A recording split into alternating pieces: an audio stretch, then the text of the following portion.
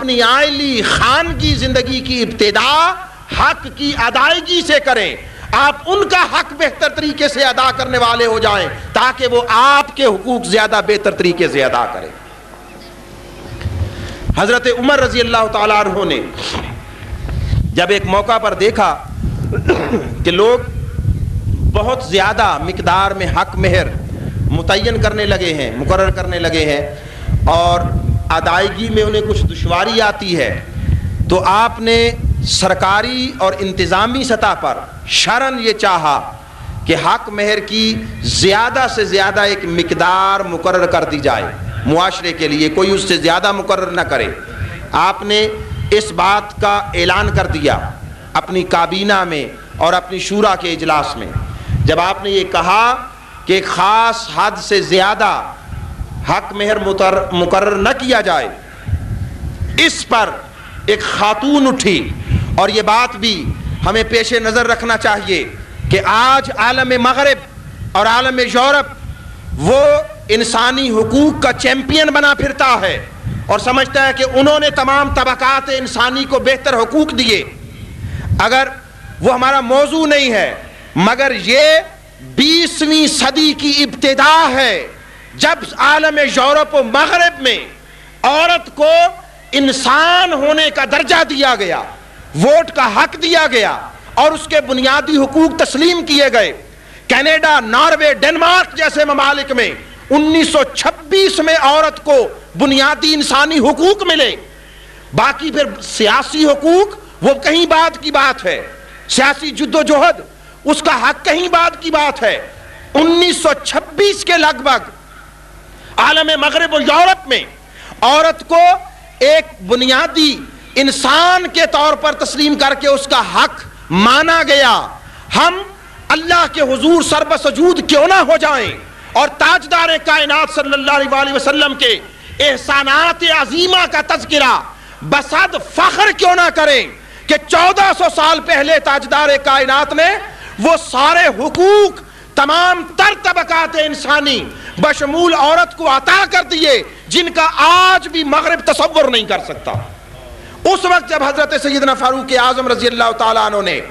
زیادہ سے زیادہ حق مہر مقرر کرنے کا فیصلہ کرنا چاہا، تو سب سے پہلی شخصیت جو ان کے اس مجلس شورا میں اٹھی اور جس نے اعتراض کیا، سن لیجئے، وہ ایک خاتون اور عورت تھی۔ اس نے اٹھ کر کہا، اے عمر رضی اللہ تعالی عنہ، امیر المؤمنین، جس شے کو اللہ اور اس کے رسول نے محدود اور متعین نہیں کیا، آپ کو کس نے حق دیا ہے کہ آپ متعین کریں؟ اگر اللہ رسول چاہتے تو مقرر کر دیتے۔ آپ نے سوال کیا، دریافت کیا، فرمایا بی بی آپ نے یہ کہاں سے اخذ کیا؟ انہوں نے کہا آپ نے قرآن کی آیت نہیں پڑھی کہ اگر اپنی عورتوں کو ڈھیروں ڈھیر بھی دے چکے ہو سونے چاندی کے تو واپس نہ لو۔ یہ جو ڈھیروں ڈھیر کے الفاظ ہیں یہ بتا رہے ہیں کہ اللہ رسول نے کوئی حد مقرر نہیں کی ہے۔ جب سیدنا فاروق اعظم نے یہ سنا، وہ کمال کے لوگ تھے، آپ نے اسی مجلس میں کھڑے ہو کر اعلان کیا، فرمایا ایک مرد سے خطا ہوئی ایک عورت درست نتیجے پر پہنچی، اور اپنا فیصلہ واپس لے لیا، اپنا ارادہ تبدیل کر دیا۔ اس وقت بھی عورتیں خلافت راشدہ کے دور میں پارلیمنٹ کی اور شورا کی ممبر ہوا کرتی تھیں، جو آج بھی دنیا کے بہت سارے ممالک میں عورت کو یہ حق نہیں دیا گیا۔ یہ اسلام کا احسان ہے، تاجدار کائنات کا احسان ہے، عورتوں پر بھی، تمام تر طبقات انسانی پر، مردوں پر اور ہر فرد بشریت پر، کہ اس کے تمام تر حقوق 1400 سال پہلے پوری وضاحت کے ساتھ اسلام نے ڈکلیئر کر دیے۔ سو اس لیے ان کے جتنے بھی حق مہر متعین کیے جائیں وہ خوش دلی کے ساتھ ادا کر دیے جائیں، اور پھر یہ بھی ذہن میں رکھیں کہ یہ جو حق مہر کی شکل میں آپ نے جو کچھ دیا یہ اس کی ملکیت ہو گیا ہے، ملکیت ہو گیا ہے۔ آپ اسے اس پر بھی پابند نہیں کر سکتے کہ وہ پھر تم واپسی مجھ پر، گھر کی ضرورتوں پر اور میرے بچوں پر خرچ کرو، یہ مطالبہ بھی نہیں کر سکتے۔ اگر یہ مطالبہ کیا تو اس کا معنی یہ ہے کہ آپ نے اسے حق ملکیت دیا ہی نہیں۔ یہ اس کی ملکیت ہو گئی، اب وہ اس کو جیسے چاہے شرعی حدود کے اندر رہتے ہوئے جیسے چاہے خرچ کرے، آپ اس سے پوچھ نہیں سکتے۔ اور اس سے یہ بات بھی سمجھ لینی چاہیے کہ عورت کا حق ملکیت حضور علیہ الصلوۃ والتسلیم نے 1400 سال پہلے ڈکلیئر کر دیا، اور جو کچھ وہ اپنے ساتھ لاتی ہے جہیز کی شکل میں، جو والدین اسے تحائف دیتے ہیں، جہیز مرد کا حق نہیں ہے۔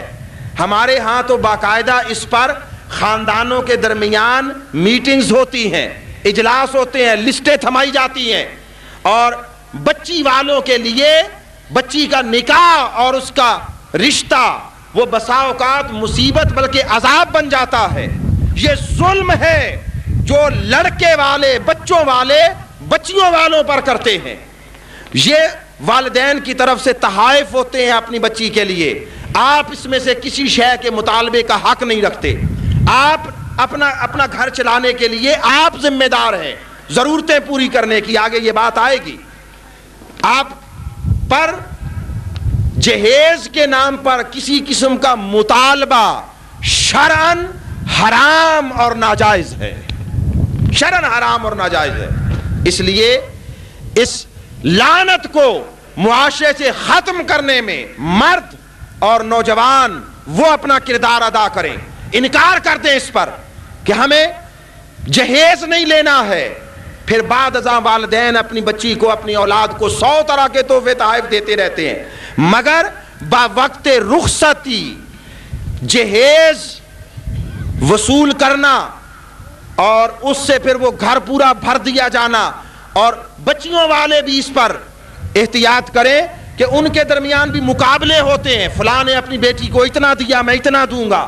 اس لعنت کو ختم کریں۔ اگر آپ کو اللہ نے کشائش دی ہے، وسعت دی ہے، فراخی دی ہے، ان کے لیے کیوں مصیبتیں کھڑی کرتے ہیں جن کو اللہ نے اتنے وسائل نہیں دیے ہیں؟